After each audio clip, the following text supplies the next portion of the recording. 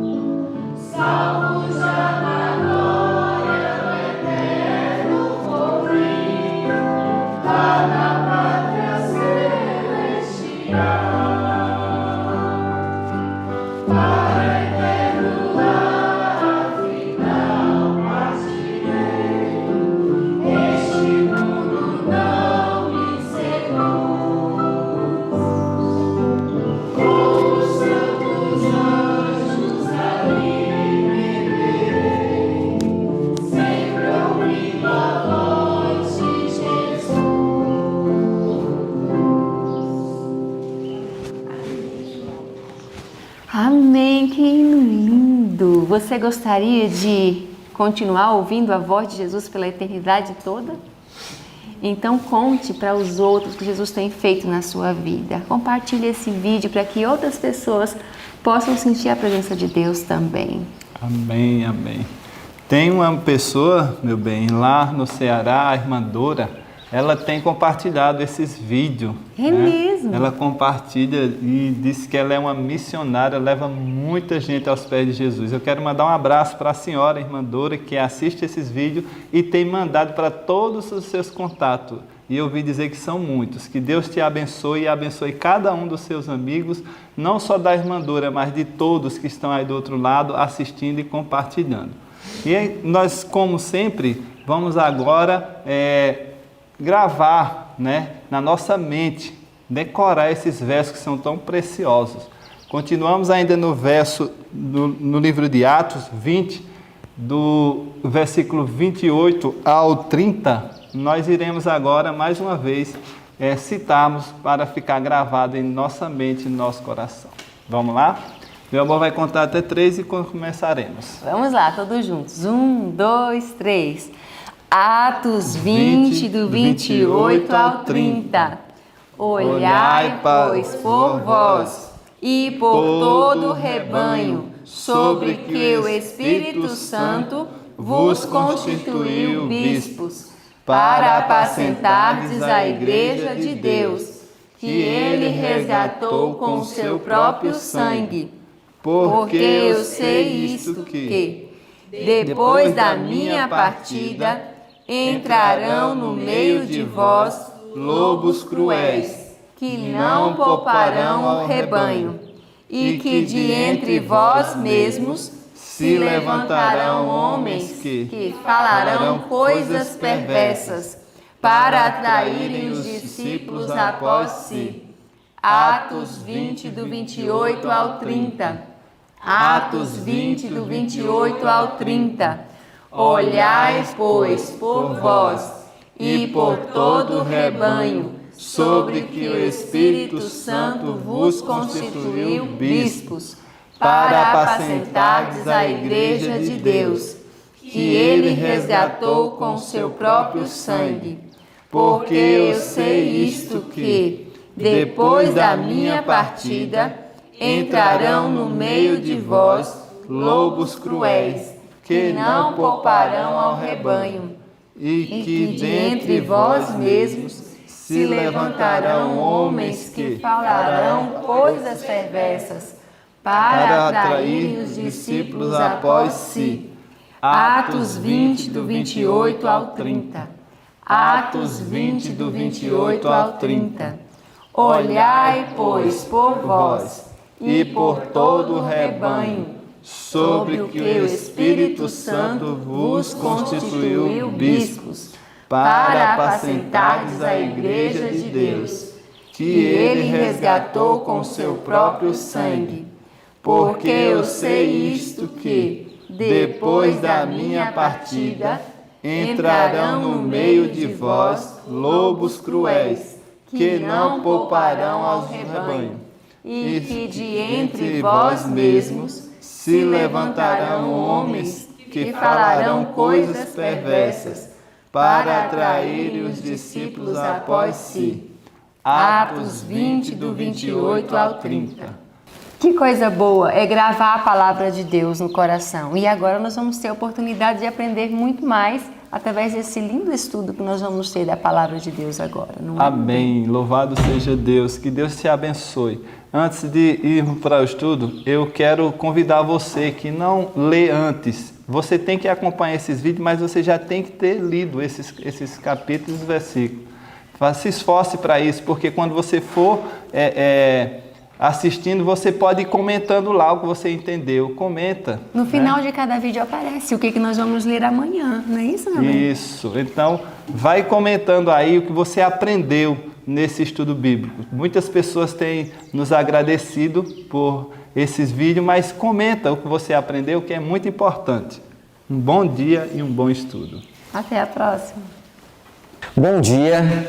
Bom dia. Bom dia para você de casa, que bom termos louvados a Deus. E agora nós vamos estudar juntos. chegou um momento muito especial, eu gostaria de te perguntar: o que te falta para entrar no reino de Deus? Hoje, no capítulo 57 do livro Desejado, veio com o título Uma Coisa Te Falta. O que tem faltado a nós?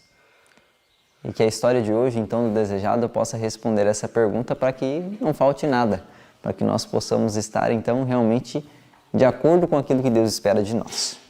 E hoje nós estudamos o capítulo 32 a 34 do livro de Ezequiel, capítulo 19 do livro de Mateus, do verso 16 ao verso 30, e o capítulo 18 do livro de Lucas, do verso 18 ao verso 23, todos falando da mesma história. Então vamos lá para Ezequiel.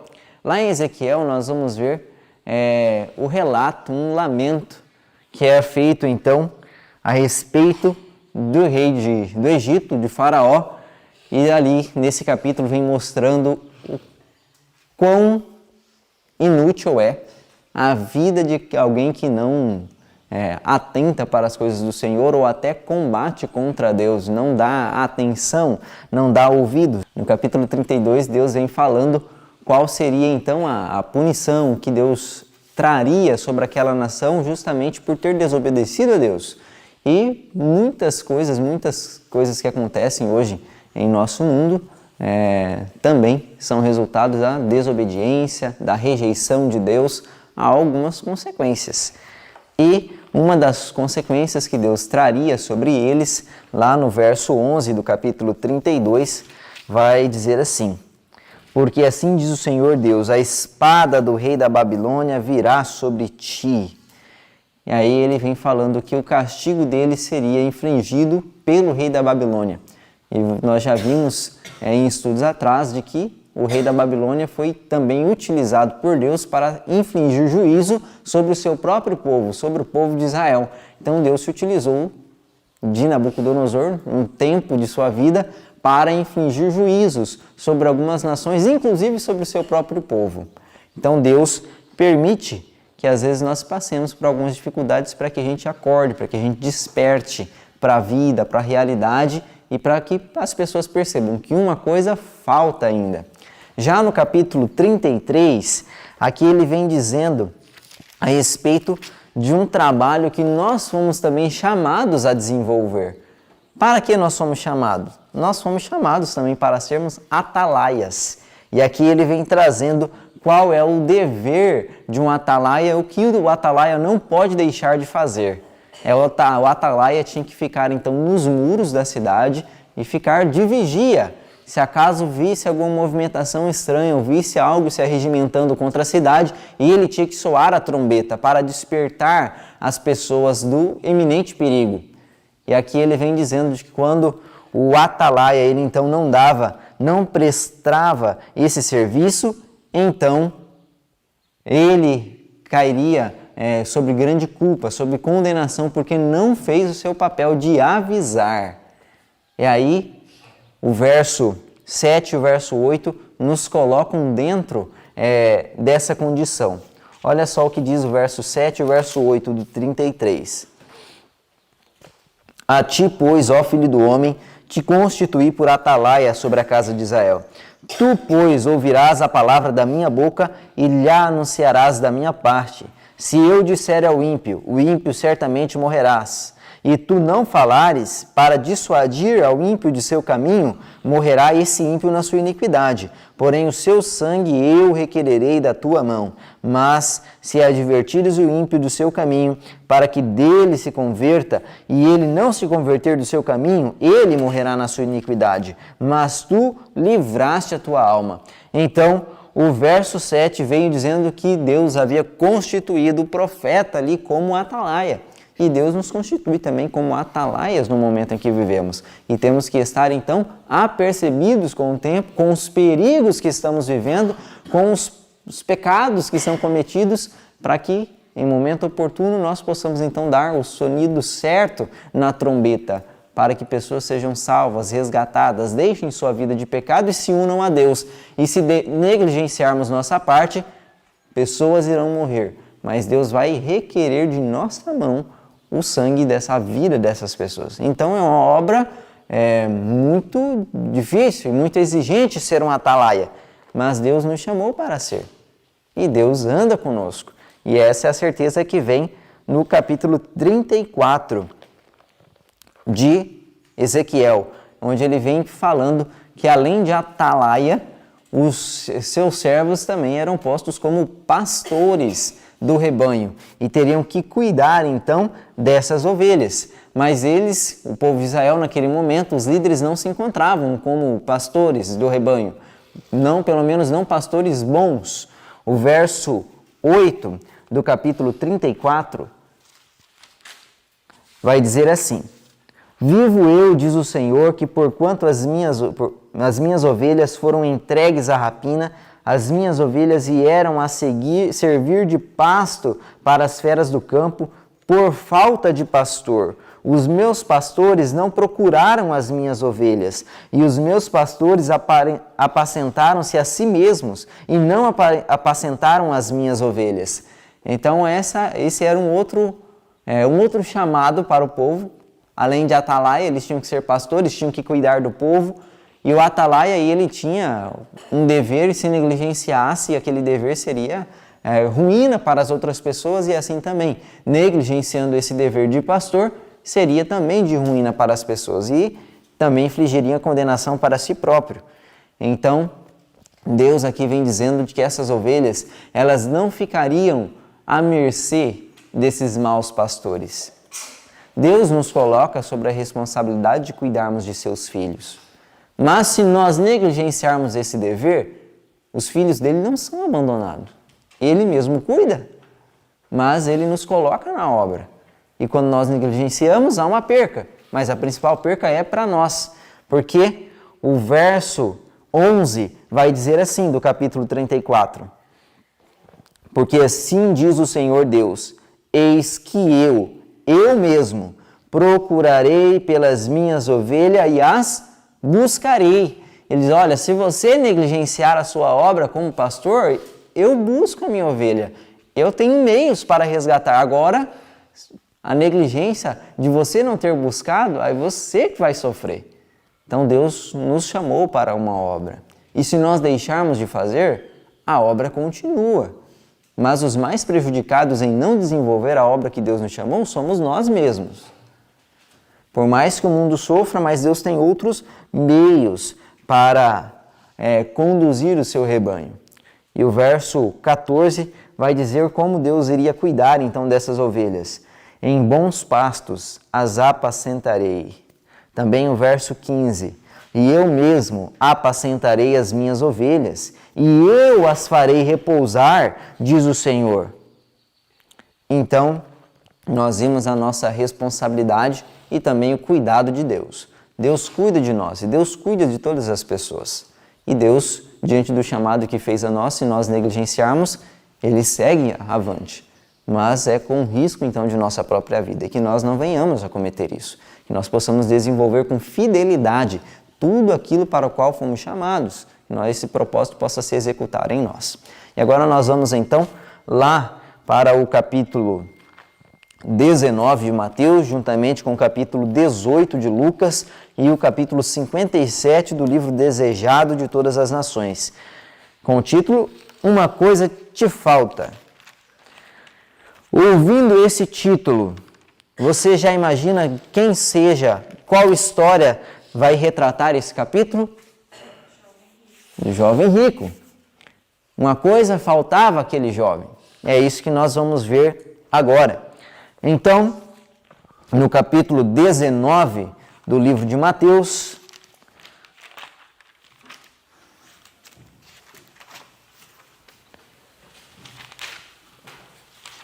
vamos abrir.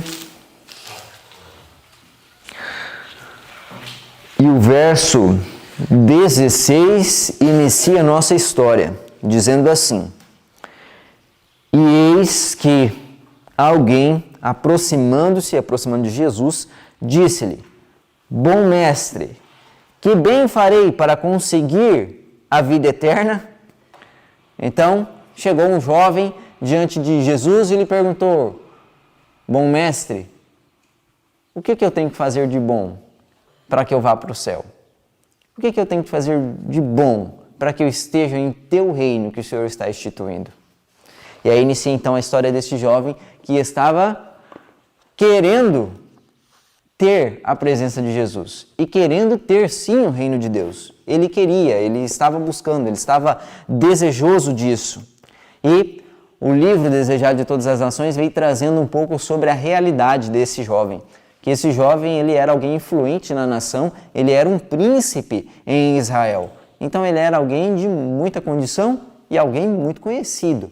Mas mesmo assim, ele se decidiu chegar à presença de Jesus, porque ele tinha visto Jesus no trato para com outras pessoas, no cuidado para com as crianças. Ele viu que Jesus era tão amoroso, cuidava tanto daquelas pessoas, que ele também queria receber um afago da parte de Jesus, queria ter a presença dele.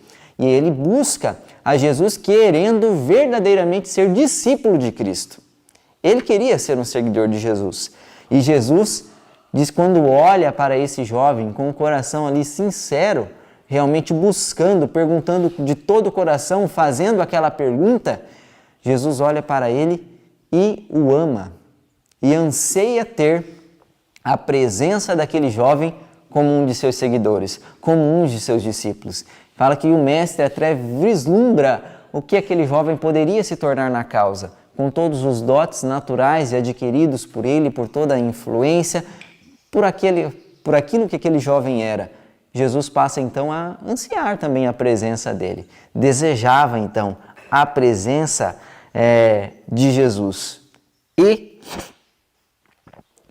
Jesus, diante dessa pergunta que o jovem rico lhe faz, aí ele lhe dá então o meio para alcançar aquilo que o jovem lhe pediu. E qual é então esse meio? Nós vamos ver ali no verso 17 do capítulo 19 de Mateus, dizendo assim: E ele disse-lhe: Por que me chamas bom? Não há bom, senão um só, que é Deus. Queres, porém, entrar na vida? Guarda os mandamentos. E aí ali Jesus dá a receita então para esse jovem. Olha, você quer entrar na vida? Guarda os mandamentos. E aí então imagina o jovem ficando um tanto quanto feliz, ou um tanto quanto em dúvida, porque ele não se sentia pertencente ainda ao reino de Deus, mas já guardava os mandamentos. E aí ele vai dizer: Mestre, eu tenho guardado todos esses mandamentos desde a minha infância. Desde criança eu guardo esses mandamentos. E ali ele vai dizer então dos mandamentos que guardava e tudo mais, mas o livro veio dizendo que essa era apenas um meio de ocultar a sua deficiência.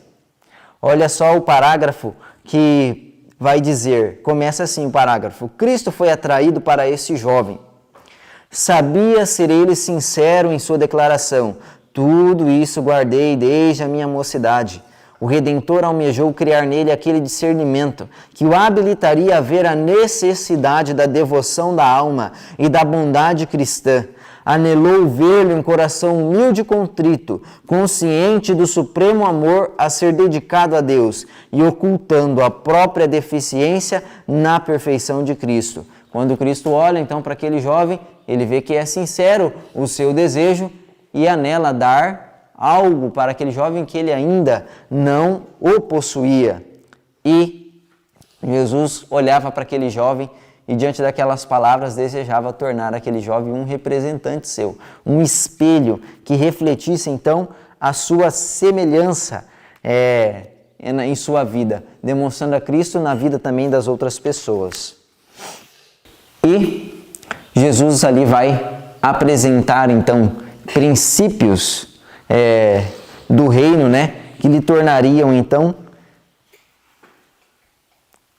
necessários para que ele alcançasse a vida eterna. Ele tinha a noção de que guardara os mandamentos, mas havia algo em seu coração que ainda estava ali em falta, e era isso que o tiraria do céu se não fosse remediado. E o que então Jesus disse para ele que era necessário então, uma coisa lhe faltava. nós vamos ver... Cadê? O verso 21, a resposta de Jesus para esse jovem. Verso 21 do capítulo 19 de Mateus. Disse-lhe Jesus: se queres ser perfeito, vai, vende tudo o que tens e dá aos pobres. Terás um tesouro no céu. E vem e segue-me. E a passagem de Lucas vai falar a respeito, não se queres ser perfeito, mas se quer entrar no reino. Então Jesus estava ali respondendo aquela pergunta que o jovem rico havia lhe feito, indo direto ao ponto, naquilo que faltava àquele jovem, aquilo que ele realmente precisava. Ele precisava então se desvencilhar de todas as coisas que o atrapalhavam de seguir a Deus verdadeiramente. Ele era fiel ali em sua intenção em seguir a Deus, mas havia algo que ainda faltava. E essa falta agora Jesus lhe demonstra na condição de não ser mais ambicioso e de ter um coração semelhante ao dele. O parágrafo começa: Cristo apresentou os únicos termos que poderiam colocar o príncipe em condições de aperfeiçoar o caráter cristão. Suas palavras eram palavras de sabedoria, conquanto parecessem severas e exigentes. Aceitá-las e obedecer-lhes era a única esperança de salvação para o jovem, a única. Sua elevada posição e os bens que possuía estavam exercendo em seu caráter uma sutil influência para o mal. Se acariciados, suplantariam a Deus em suas afeições. Reter do Senhor pouco ou muito era conservar aquilo que lhe diminuiria a força e a eficiência moral. Pois, se as coisas deste mundo são nutridas, embora incertas e sem valor, tornam-se de todo absorventes. Então, Deus mostra ali para aquele jovem aquilo que ele necessitava e que não poderia reter de Deus coisa alguma, quer pouco ou quer muito. E isso entra para nós. O jovem rico, a gente olha e observa, nossa, ele era muito rico e não queria dar as riquezas. Ele estava rejeitando ali dar a Deus o muito que ele tinha. Mas o parágrafo diz que quer pouco ou quer muito, se a gente retém, vai nos encaminhar para longe de Deus, para longe de sua vontade. Então, qual é o muito que você tem que você ainda não entregou a Deus? Ou qual é o pouco que você tem que ainda você tem reservado para si e você não entregou a Deus? Essas coisas podem lhe afastar de Deus. Então, nós temos que responder isso para nós mesmos. Há coisas que são grandes, há coisas que são menores, mas todas devem ser entregues a Deus, para que nós possamos então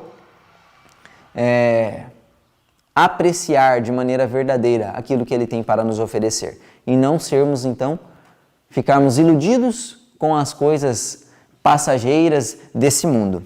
E ali diz que esse jovem então, diante de tal perspectiva, ele fica chateado, fica triste e se retira diante da resposta de Jesus. Ele já não estava disposto em aceitar aquilo, porque ele não havia compreendido exatamente aquilo que ele estava rejeitando com aquela atitude dele. Ele não tinha compreendido o alto preço que ele tinha que pagar.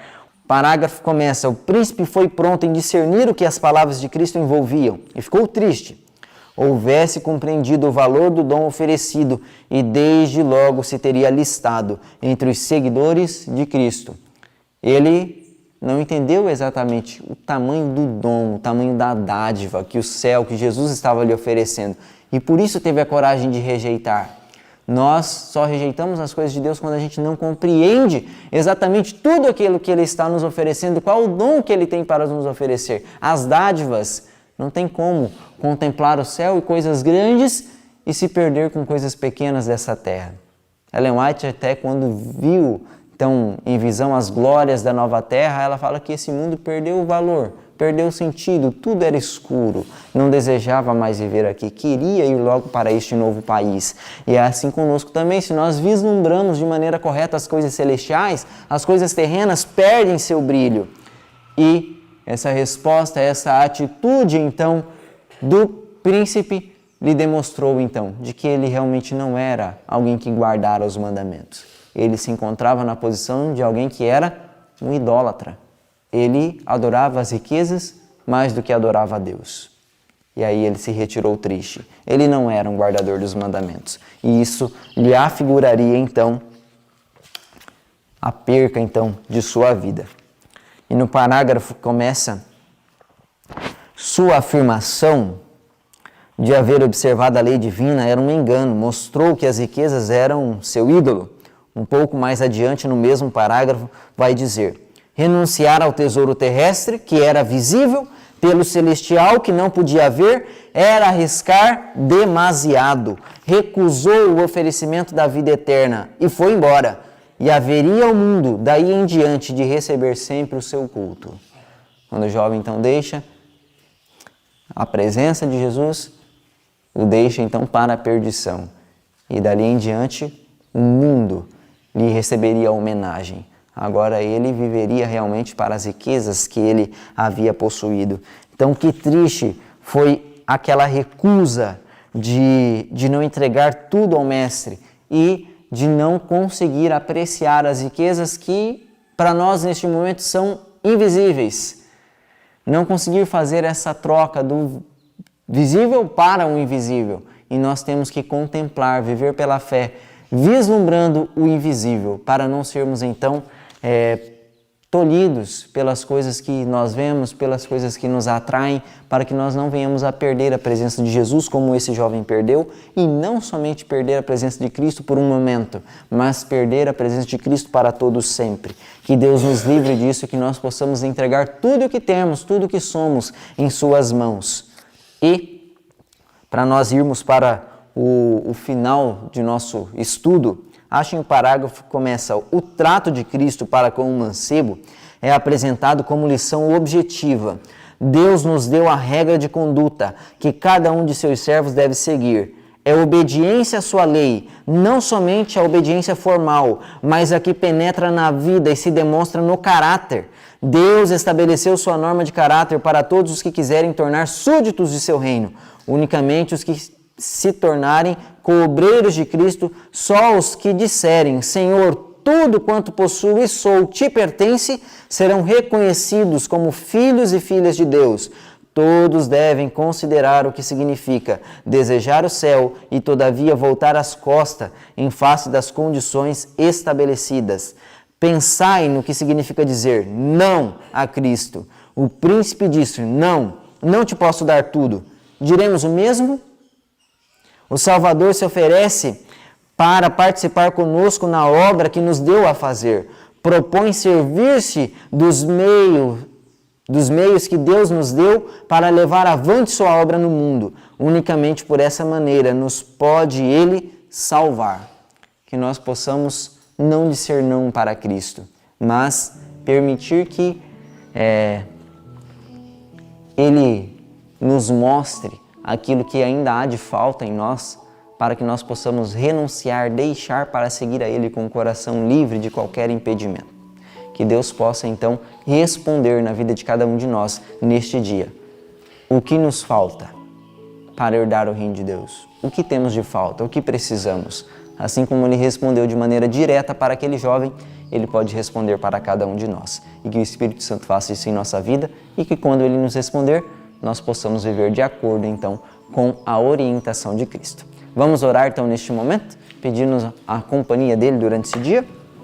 Senhor nosso Deus, assim como o Senhor mostrou para o jovem rico que uma coisa lhe faltava, queremos lhe pedir, nos mostre também aquilo que temos falhado, aquilo que temos guardado em nosso coração que não lhe pertence, aquilo que temos acariciado e que não deveríamos, para que nós possamos deixar para trás, para que possamos lhe seguir. Nos torne seus seguidores, teus discípulos e que não haja nenhum impedimento em nós. Que o Senhor tome nosso coração nesse dia, conceda-nos o teu Espírito Santo, em nome de Jesus. Amém. Que Deus lhe abençoe e tenha um bom dia.